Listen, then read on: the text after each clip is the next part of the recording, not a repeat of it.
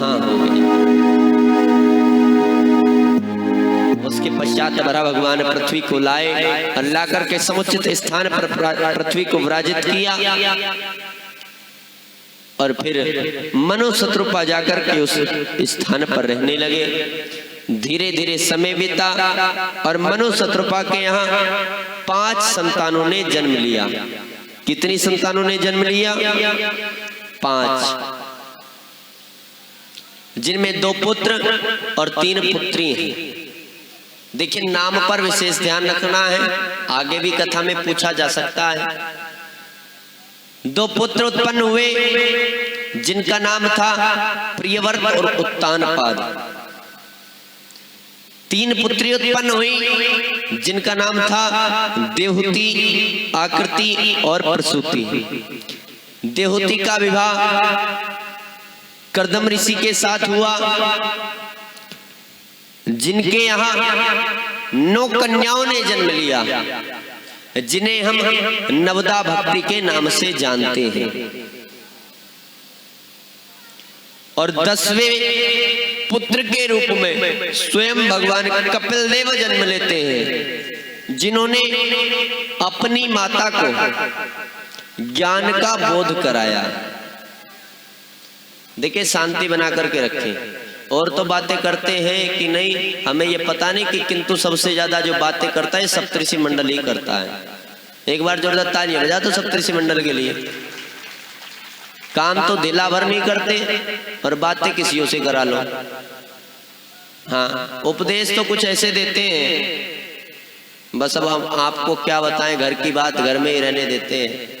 हाँ, बोलो राधे राधे। क्या बोलना पड़ेगा? अब आप ध्यान कर सकते हैं, हम कहाँ तक कह सकते हैं। छोड़ते हम किसी को नहीं है, हमारा बस चले तो हम आपस में ना छोड़े। बोलो राधे राधे। क्या बोलना पड़ेगा? जोर से बोलो। आनंद नहीं आया? प्रेम से बोलो। देखो, मैया नहीं बोलती राधे राधे, पीछे वाली मैया बोलो राधे राधे।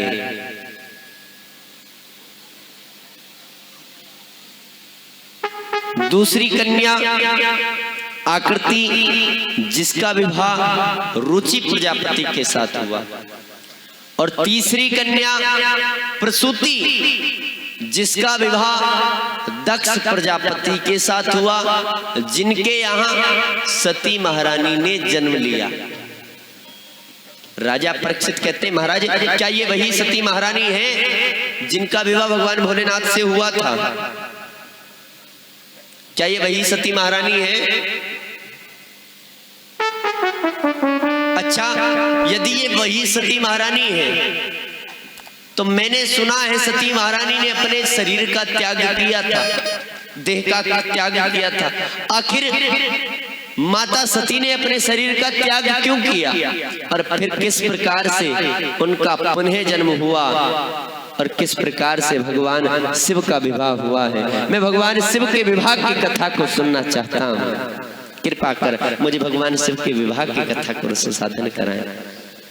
तो श्री सुखदेव जी महाराज कहते हैं, परीक्षित, ये प्रसंग मैं तुम्हें रामचरितमानस से सुनाता हूँ। किससे सुनाता हूँ? रामचरितमानस से। हमने प्रथम दिवस में ही बताया था कि भागवत कोई एक ग्रंथ नहीं है। भागवत सभी ग्रंथों का, सभी पुराणों का, सभी शास्त्रों का, सभी वेदों का सार है।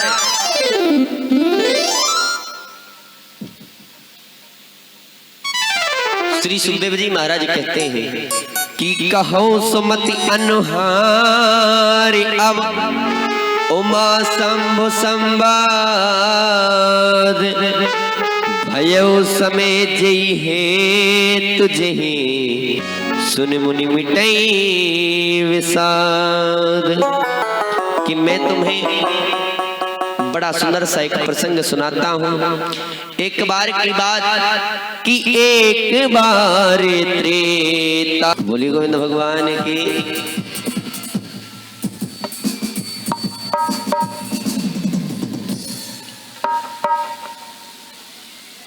क्या बोलना पड़ेगा? जरा प्रेम से बोलो।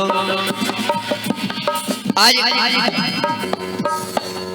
श्री सुखदेव जी महाराज कहते हैं कि एक बार त्रेता युग माही शंभु गए कुंभज ऋषि माहे संग सती जगे जननी भवानी पूजी ऋषि अखिलेश्वर जानी ओ रामी कथा मुनि वज्र बखानी सुनहि महेश परम सुख मानी ऋषि पूछी हरि भक्ति सुहाए कहे शंभु अधिकारी पाए कहे शंभु अधिकारी पाए कि एक बार त्रेता युग में आई। बात कौन से समय की है? त्रेता युग की। कब की बात है? त्रेता युग की। एक बार त्रेता युग में भगवान शंकर शंभु गए कुंभज ऋषि पाए। भगवान शंकर माता सती के साथ अगस्त मुनि के आश्रम में पहुंचे। क्यों? आश्रम में क्या चल रहा था कि राम कथा मुनि वज्र बखानी। आश्रम में भगवान श्री राम की कथा हो रही थी, राम कथा। उसको सुनने के लिए भगवान गए कि कहत सुनत हरि गुण गाथा कछ दिन तहां रहे गिरिनाथा। भगवान शंकर कुछ कहते हैं, कुछ ऋषि महोदय कहते हैं, और कुछ दिन वहीं रह करके भगवान की कथा को सुनते हैं। उसके बाद भगवान शंकर ऋषि से आज्ञा लेते हैं और फिर अपने कैलाश की ओर चल देते हैं। देखिए, शांति बना करके रखे सभी। हमें पता है कारज का घर है आज। हाँ, कारज में हलचल होती है। लाइट वाले भैया लाइट चेंज ओवर कर ले। बोली गोविंद भगवान की। क्या बोलना पड़ेगा? आइए कुछ दानदाताओं के नाम से सुनपान करें, फिर कथा में प्रवेश करेंगे। 10 रुपए प्रिंस चौहान सन ऑफ महावीर सिंह जब्दे निवासी। 20 रुपए नरोत्तम कुमार जब्दे निवासी। 20 रुपए जसराज सिंह जब्दे निवासी। 20 रुपए डिम्पल सन ऑफ अनिल कुमार जब्दे निवासी। डिम्पल कुमार सन ऑफ अनिल कुमार जब्दे निवासी। सभी दानदाताओं का प्यार साधुवाद, बहुत धन्यवाद। जय श्री राधे, जय जय श्री राधे। सभी दानदाताओं के लिए एक बार जोरदार ताली से अभिनंदन करें।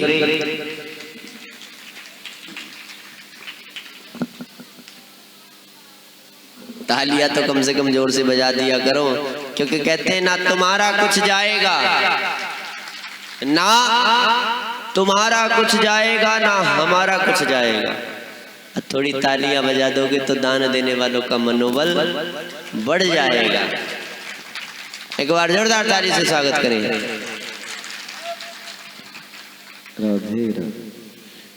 क्या बोलना पड़ेगा?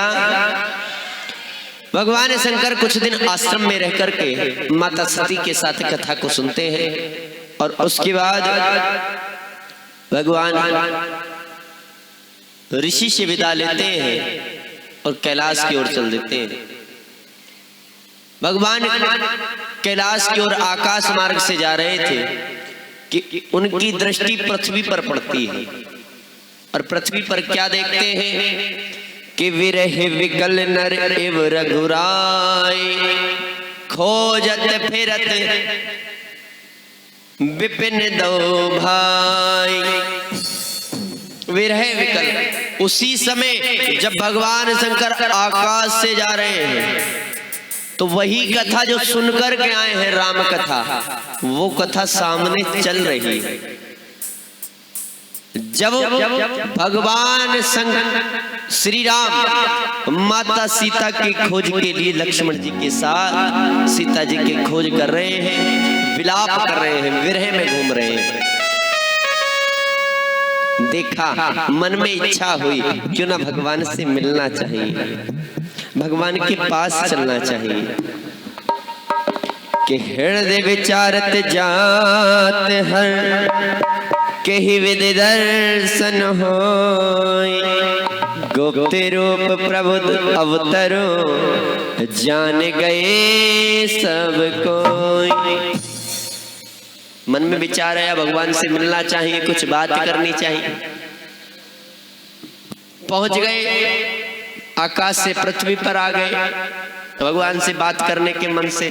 किंतु जैसे ही भगवान सामने से आते दिखाई दिए, मन में एक विचार आया कि यदि तुमने इनसे बात की तो हो सकता है किसी को शक हो जाए कि ये भगवान है, और भगवान अवतार लेकर के आए हैं गुप्त रूप से, किसी को पता ना चले। ये सोच करके भगवान आए हैं, बात नहीं करूंगा, शांत रहते हैं। किंतु जैसे ही भगवान श्री राम और भगवान शंकर का आमना सामना होता है, तो भगवान रुक नहीं पाते और भगवान जोरदार जयकारा लगा देते हैं, बोले सच्चिदानंद भगवान की। अब जैसे ही सुना माता सती ने, सच्चिदानंद भगवान की जय। अब भगवान तो वहां से निकल गए। अब विचार कीजिए, हमारे राकेश जी अपनी धर्मपत्नी के साथ धनोरा जाएं और रास्ते में कोई मिल जाए और ज्यादा कुछ नहीं, इन्हें देख करके मुस्कुरा दे और थोड़ा सा ये मुस्कुरा दे, तो धर्मपत्नी तुरंत कौन था पूछेंगी कि नहीं, कौन था जिसे देख करके तुम मुस्कुराए। माता सती ने भी पूछ लिया, प्रभु कौन है ये जिन्हें देख करके आप सच्चिदानंद भगवान की जय कर रहे थे। बोले अरे सती, ये वही राम है जिनकी हम कथा सुन करके आ रहे हैं। बोले राम राम राम, ये कैसे राम है, ये कैसे भगवान है जो एक स्त्री के लिए इस तरह से विलाप कर रहे हैं, कैसे राम है। मन में संशय हो गया, और जब संदेह हुआ तो भगवान शंकर तो सबके मन के मनोरथ को जानने वाले हैं ना, तो भगवान शंकर ने कहा माता सती से कि जो तुम्हारे मन अति संदेह हो तो किन जाए परीक्षा ले हो, जो तुम्हारे मन अति संदेह हो तो किन जाए परेशान हो। राम सिया राम सिया राम जय जय राम, राम सिया राम सिया राम जय जय राम। कि जो तुम्हारे मन अति संदेह हो, यदि तुम्हारे मन में संदेह है तो क्यों ना जाकर के परीक्षा ले लो, जाओ परीक्षा लो। हम माता सती परीक्षा लेने के लिए चल देती। अब इधर तो माता सती परीक्षा के लिए निकली, उधर भगवान मनी मन सोचने लगे कि इसमें हमारा कोई दोष नहीं। माता सती के मन में विचार आया है ना, तो इसमें कोई ना कोई कारण भगवान का होगा। कि हुई है सोई जो रामे रचि राखा, को करि तरक बढ़ावहि शाखा।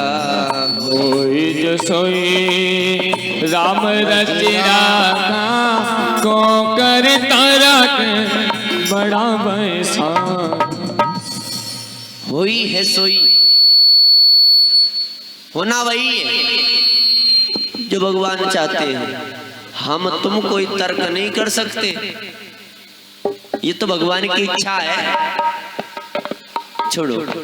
और इतना कहकर कि अस कहीं लगे जपन हरि नामा, इतना कहकर के भगवान श्री शिव जी शंकर भगवान श्री राम के नाम का जाप करने लगे।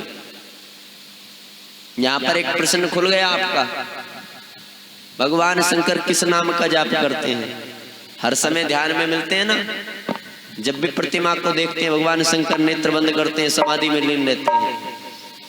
तो भगवान शंकर हर समय राम नाम का जाप करते हैं। किसका जाप करते हैं? राम नाम का। अस कहीं लगे जपन हरि नामा। और उधर माता सती सोचती जा रही है मुझे परीक्षा लेनी है। परीक्षा किसकी लेनी है? भगवान की, कि ये भगवान है या नहीं है। अब क्या कैसे परीक्षा ली जाए? कि पुनि पुनि हृदय विचार कर धरि सीता कर रूप। आगे हुई चली पंथ तेहि जहि आवते नर भूप।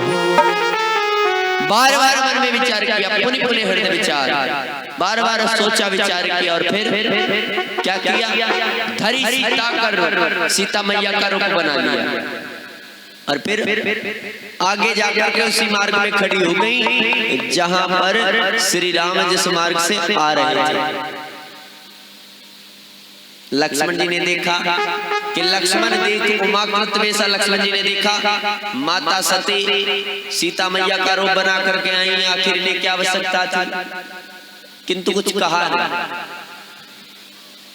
कहीं ने सकी अत्य हृदय विशेषा सोच लिया मुझसे आगे भैया चल रहे हैं, मेरी दृष्टि से पहले भैया क्या पहुंची होगी, मुझे कुछ कहने की आवश्यकता नहीं। पहुंचे, जैसे ही समीप पहुंचे और माता सती ने सीता जी के रूप में मुख को घुमाया, भगवान शंकर ने तुरंत हाथ जोड़े, बोले भैया प्रणाम, अकेली आई हो, बाबा कहाँ है? मैया का झूठ पकड़ा गया। अब कहा है भैया? मैया ने कहा नहीं जी अकेले नहीं आए, वो आए थे और ये बातें काटी और तुरंत मैया वहां से चली गई। भगवान शंकर के पास पहुंची। भगवान शंकर ने पूछा कि सती कि गई समीप महेश तब हंसी पूछी लीन परीक्षा कबन विधि कहो सत्य सब बात।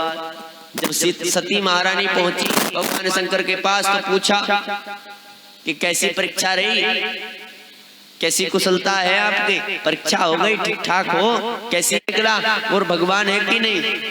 तो यहाँ माता सती ने एक झूठ बोल दिया। क्या? कि कछु ना परीक्षा लीन गोसाई कीन प्रणाम तुम्हारी नाई। कछु ना परीक्षा लीन गोसाई कीन प्रणाम तुम्हारी नाम। मैंने कोई परीक्षा नहीं ली, मैं भी गई और जैसे आपने प्रणाम किया जाकर के प्रणाम करके लौट आई। भगवान शंकर ने सोचा तुम परीक्षा लेने जाओ ऐसे ही आ जाओ, ऐसा नहीं हो सकता। ध्यान लगा करके देखा तो माता सती ने सीता मैया का रूप बनाया है। सोचा अरे मैं श्री राम जी को अपना इष्ट मानता हूँ और इन्होंने सीता जी का रूप बनाया है, तो अब इनका स्थान माता का हो गया है। और तुरंत भगवान शंकर मन ही मन माता सती का त्याग कर देते हैं। उधर धीरे धीरे समय बीता। एक दिन माता सती भगवान शंकर के साथ कैलाश पर विराजमान थे। माता सती की दृष्टि आकाश में पहुंची। देखा क्या कि सभी देवता अपने नाना वाहनों पर सवार होकर के बड़े ससवर करके कहीं जा रहे हैं। भगवान से पूछा अरे ये सब देवता कहाँ जा रहे हैं? बोले देवता आपके पिता के यहाँ जा रहे हैं। बोले क्यों? भगवान शंकर कहते हैं कि बड़ अधिकार दक्ष जब पावा अति अभिमान हृदय तब नहीं कहो जन्मा अस जग माही प्रभुता पाहि जाहि मदना। जब राजा दक्ष को देवताओं का सेनापति घोषित कर दिया तो अभिमान आ गया। तुलसीदास जी लिखते नहीं कहो जन्मा अस जग माही, इस संसार में ऐसा कोई जीव जन्म नहीं लिया जिसे प्रभुता की या किसी प्रतिष्ठा की प्राप्ति हुई हो और फिर अभिमान ना हुआ। जब किसी कोई प्रतिष्ठा मनुष्य को मिलती है तो अभिमान स्वतः ही हो जाता। स्पष्ट कर दिया, अभिमान हो गया। सभी देवताओं को यज्ञ में बुलाया किंतु अभिमानवश शंकर भगवान को नहीं बुलाया। क्यों? यदि मैंने भगवान शंकर को बुलाया, बेशक मेरा दामाद है, मेरे इस यज्ञ में देवता आएंगे, सब अपने अपने नाना वाहनों पर सवार होकर के आएंगे। वो बैल पर चढ़ करके आएगा, वस्त्र भी नहीं पहनता, नंगा रहता है। विचित्रता विकराल होगा, ये सोच करके नहीं बुलाया, अभिमान बस। माता सती ने कहा, अच्छा मेरे पिता के यहाँ है? बोले हाँ। मैं जाऊंगी? बोले नहीं, हम पे निमंत्रण नहीं है। बोले नहीं, मैं जाऊंगी। तो किस शास्त्र कहता है पिता के यहाँ, गुरु के यहाँ, मित्र के यहाँ, भगवान के यहाँ कभी किसी निमंत्रण की आवश्यकता नहीं होती। बोले देवी ये बात ठीक है, किंतु शास्त्र ये भी कहता है कि पिता के यहाँ, मित्र के यहाँ, गुरु के यहाँ, भगवान के यहाँ निमंत्रण की आवश्यकता नहीं होती, किंतु यदि वहां पर हमारा कोई विरोधी हो तो वहां पर भी नहीं जाना चाहिए। और यहां पर विरोधी कौन है? भगवान शिव का, राजा दक्ष का अभिमान भगवान का विरोधी है। आज भगवान ने बहुत समझाया किंतु माता सती जिद करने लगती है कि पिता भवन उत्सव परम जो प्रभु आयस हो, तो में जाओ कृपायतन सागर देखन सोई। मेरे पिता के यहाँ उत्सव है, मैं देखना चाहती हूँ। जिद करने लगी। भगवान ने कहा ठीक है, नहीं मानती हो तो जो मनाए सो करो। और माता सती अपने पिता के यहाँ यज्ञ में चली जाती हैं कि पिता भवन जब गई भवानी, दक्ष त्रास कहू न सन्मानी। जब पिता के यहाँ पहुंची और जैसे ही पिता को प्रणाम किया, पिता ने देखा सती आई है, तुरंत नजरें बचाई और ऐसे निकल गए जैसे मानो सती को देखा ही ना हो। मैया ने सोचा घर में कारज का घर है, ध्यान ना दिया हो, आगे बढ़ी कि सादर भले ही मिलई एक माता। एक मैया ने तो कुशलता पूछी, बिटिया तो ठीक है, घर सब ठीक है, दामाद जी ठीक है। और बहनें मिली ना तो उन्होंने भी मुंह चढ़ा लिए, बोले बिना निमंत्रण के चली आई, इसे लज्जा भी नहीं आई। मैया ने किसी की बात पर कोई ध्यान नहीं दिया। मैया आगे बढ़ी, देखा बड़ा सुंदर सा यज्ञ मंडप सजा है और चारों ओर सभी देवी देवताओं के स्थान है, किंतु भगवान शंकर का कहीं स्थान नहीं है। जैसे ही देखा क्रोध आ गया और माता सती और सभा में खड़ी होकर के कहने लगती हैं कि शिव अपमान न जाए सही, हृदय होई प्रबोध, सकल सबई हट हट के सब बोली बचन क्रोध। आज क्रोध में भर करके मैया क्रोधित होकर के कहने लगी, हे सभासदों, हे देवताओं, हे राजाओं, आपकी सभा में भगवान शिव का अपमान हो रहा है, लो अब तुम उसका फल भोगो। और इतना कहकर के माता सती उस यज्ञ मंडप में छलांग लगा देती है। आज जैसे ही छलांग लगाई, उधर भगवान शंकर को पता चला कि समाचार जब शंकर पायो, वीरभद्र कर कोप पठायो। जैसे ही भगवान शंकर को समाचार मिला, तुरंत अपनी जटाओं को पटका और पृथ्वी पर मारा। तुरंत एक वीरभद्र नामक गण उत्पन्न हुआ और उसे आदेश दिया, जाओ दक्ष के राज्य में हाहाकार मचा दो। और वीरभद्र ने जाकर के दक्ष के राज्य में हाहाकार मचा दिया, यहाँ तक कि उस हाहाकार में राजा दक्ष का मस्तक भी कट गया और यज्ञ में जाकर के भस्म हो गया। जैसे ही राजा दक्ष का मस्तक भस्म हुआ तो प्रसूति रोने लगती है, विलाप करने लगती है, भगवान को कोसने लगती है, प्रभु तुमने क्या कर दिया। देवताओं से कहने लगी, देवताओं मैंने तो समझाया था, अरे तुम्हारा भी तो फर्ज बनता था, क्या तुमसे भगवान शिव को निमंत्रण के लिए नहीं कहा गया राजा दक्ष से।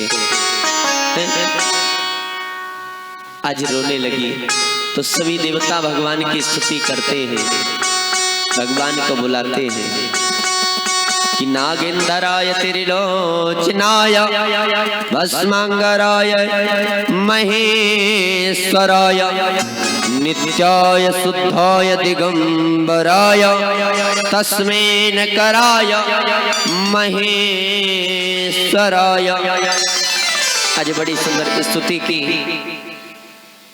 आज भगवान शिव प्रकट हो जाते हैं, सभी देवता हाथ जोड़ करके कहते हैं, प्रभु माना कि राजा दक्ष से गलती हुई है, किंतु किसी एक की गलती की सजा आप इस समस्त प्रजा को क्यों दे रहे हैं।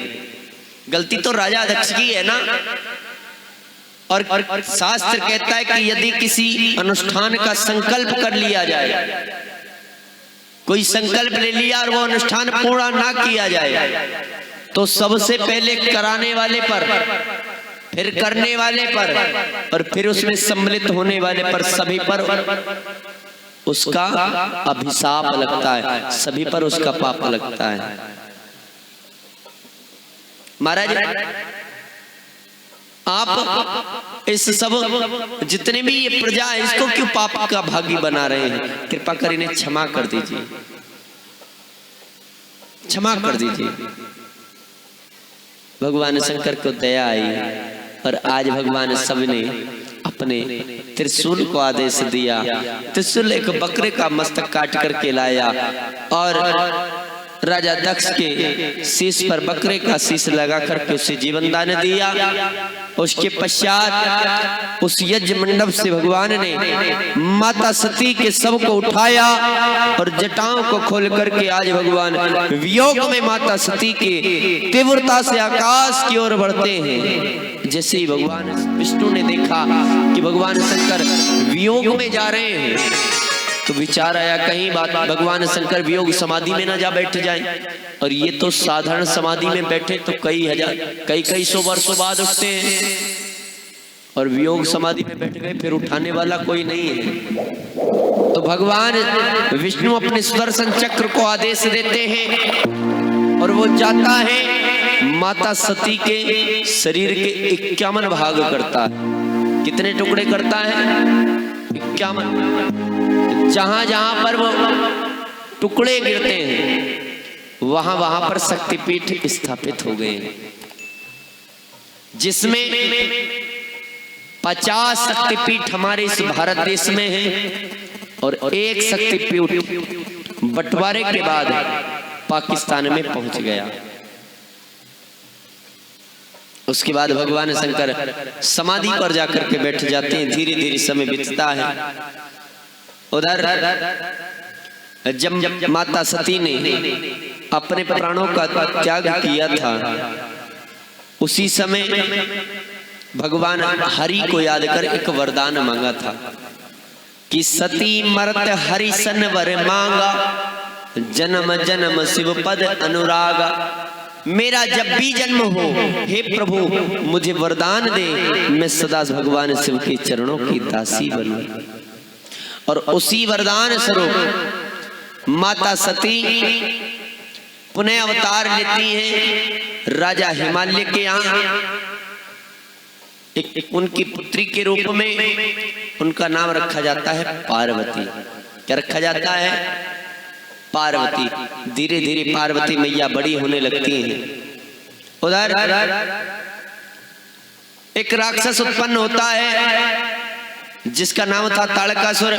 उसने ब्रह्मा जी को प्रसन्न किया, ब्रह्मा जी से वरदान प्राप्त किया कि यदि मेरी मृत्यु हो तो शिव पुत्र के हाथों हो वरना ना हो।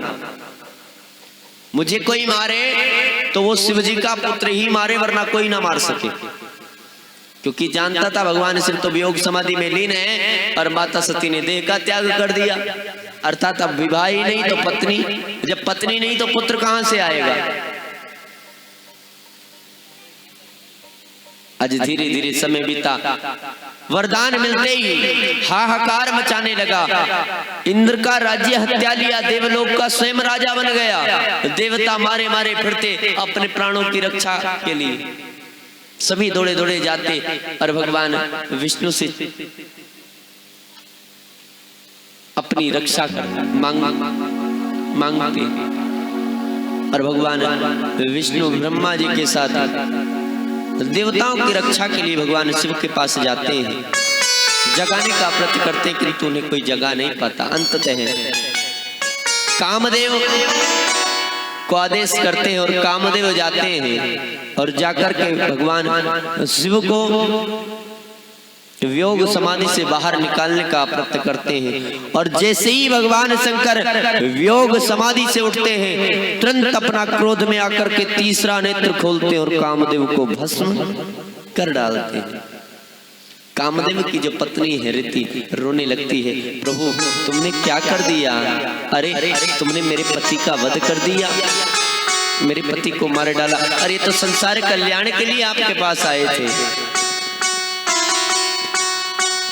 भगवान को दया आई, कहा देवी आपके पति कामदेव ने अमृत का पान कर रखा है। किसका पान कर रखा है? अमृत का, इसलिए उसकी मृत्यु नहीं हुई है। हाँ, शरीर भस्म हो गया। मैं वरदान देता हूं, जाओ, जब द्वापर युग में भगवान द्वारिकाधीश का अवतार होगा, उनकी प्रथम संतान के रूप में इसे शरीर की प्राप्ति हो जाएगी। तब तक का आप इंतजार करो। धीरे धीरे समय बीतता है। उधर सभी देवता आते भगवान से विनय करते हैं, बोले प्रभु माता सती ने पुनः अवतार लिया है राजा हिमालय के यहाँ, आप उनसे विवाह कर लीजिए। भगवान शंकर पहले तो मानते नहीं है, किंतु जब बहुत समझाते हैं सभी देवता, तो देवताओं की बात को मानते हैं और कहते हैं अब आगे की प्रक्रिया पहले होने दो, पहले उधर से तो कोई निमंत्रण आए तभी तो विवाह होगा। बोले ठीक है, उधर की व्यवस्था हम करवाते हैं। और नारद जी महाराज राजा हिमालय के यहाँ पहुंचते हैं। उधर राजा हिमालय के यहाँ वर की तलाश चल रही थी। अपनी पुत्री के लिए राजा हिमालय वर की तलाश कर रहे थे। कहते हैं भक्तों, जब राजा हिमालय के पास नारद जी पहुंचे तो राजा हिमालय ने अपनी पुत्री को बुलाया और नारद जी से कहा कि महाराज हमारी पुत्री की हस्तरेखा देख करके ये बताओ किसका पति कैसा होगा, ताकि जो हम वर की खोज करें उसे खोजने में थोड़ी आसानी हो जाए। तो महाराज हस्तरेखा देखते हैं और बताते हैं कि जोगी जटिल अकाम मन नगन अमंगल वेश, अस स्वामी अहि कहे मिलहि परहि हस्त असिरेखा। इसका जो स्वामी होगा योगी होगा, जटिल सबसे अलग होगा, अकाम कोई काम ना करने वाला, निष्काम होगा, धरहु अमंगल वेश, अमंगल वेश वाला होगा। और जब इसका विवाह उसके साथ हो जाएगा ना, तो सारा संसार इसकी पूजा करेगा। हाँ, और ये मैं नहीं कह रहा, ये इसके हाथों की रेखाएं बता रही हैं। हिमालय राज कहते हैं महाराज ऐसा वर हम कहाँ तलाशे, आखिर कहाँ मिलेगा ऐसा वर? आपकी नजर में कोई हो तो बताओ ना। बोले मेरी नजर में तो एक ही है बस। बोले कौन? कि जे वर के दो से बखाने ते शिव पहि मम अनुमाने। जो वर के गुण हैं वो सारे भगवान शंकर से मिलते हैं। इसका विवाह शंकर जी से कर दो। बोले महाराज कैसी बात कर रहे हो, भगवान शंकर को पाना कोई साधारण बात है? एक काम करो, जब आप कह ही रहे हो तो हमारी पुत्री को कोई जब तक पता करके जाइए जो भगवान शंकर इससे विवाह के लिए तैयार हो जाए। तो नारद जी माता पार्वती को 16 सोमवार व्रत का विधान बताते हैं। और सर्वप्रथम माता पार्वती भगवान शिव को पाने के लिए 16 सोमवार का व्रत धारण करते हैं। ये जो 16 सोमवार के व्रत रखे जाते हैं, ये सर्वप्रथम माता पार्वती ने भगवान शिव को पाने के लिए रखे थे। उसके बाद भगवान शिव स्वयं आते हैं, माता की परीक्षा लेते हैं, और जब माता उस परीक्षा में उत्तीर्ण हो जाती हैं तो कह देते हैं कि अब अपने पिता से जाकर के कह दो कि वो आगे की रस्में निभाएं। राजा हिमालय सनत कुमारों के द्वारा भगवान शंकर की जो पहली रस्म विवाह की होती है, लड़के के हाथ पर सिक्का रखकर लड़के को अपनाने की वो रस्म सनत कुमार पूर्ण करते हैं। और उसके बाद विवाह की तैयारियां दोनों ओर शुरू होने लगती हैं। आज बड़ी सुंदर भगवान भोलेनाथ की बारात सज रही है। बारात सज करके आज भगवान की सभी देवता लगे हुए हैं बारात में सजने संवरने में। अब देवता तो सज रहे हैं, दूल्हा बैठा है, कोई हमें भी सजाए, सबको लग रही है भगवान की बारात में जा रहे अच्छे दिखने चाहिए। अब भगवान का कोई नाती सगा संबंधी तो था नहीं, भगवान को कौन सजाए।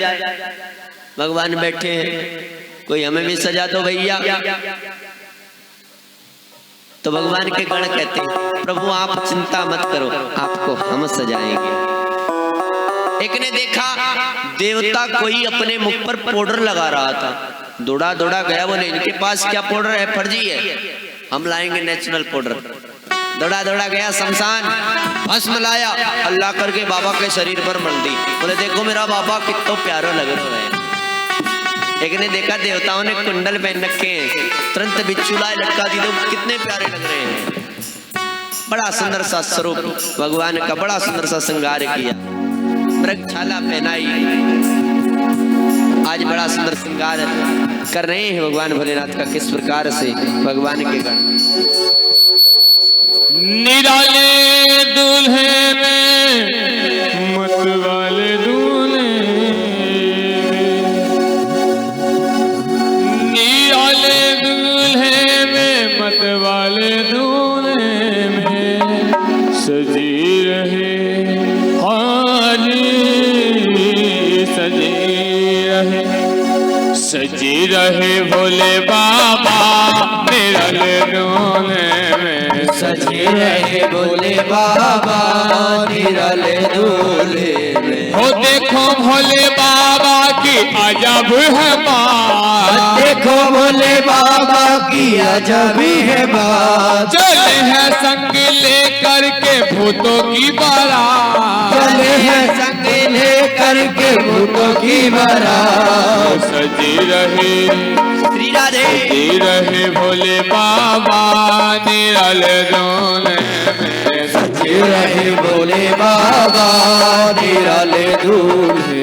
आज निराले दूल्हे में मतवाले दूल्हे में, निराले दूल्हे में मतवाले दूल्हे में सजी रहे भोले सज रहे बाबा निराले दूल्हे में।